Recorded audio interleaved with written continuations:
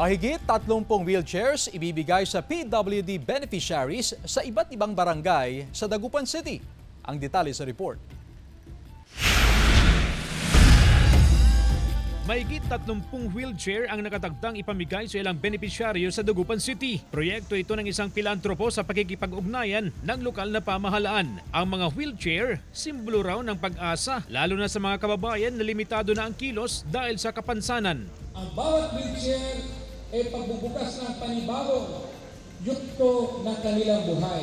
Ilang benepisyaryo sa Barangay Mayombo, Maluwod, Pantal, Bunuan Bukig, Salisay, Kalmay, Lasip Chico, Poblacion Oeste, Karanglaan, Herrero, Bunuan Binlok at Pugot Chico ang tatanggap ng wheelchair. Pero kailangan pang suriin ng City Health Office bago ibigay sa mga benepisyaryo. Pinapapunta pa natin sa doktor yan. I-check nila. If okay, sa kanilang mag-wheelchair, then dala-dala na ng rescue truck natin yung wheelchair. Isa sa mga magbibigyan ng wheelchair ang 67 anyos na si Ginang Marina Morgan ng Barangay Maluwod. 4 na taon na ang nakaraan nang siya'y ma-stroke. Hindi na ako nakalakad.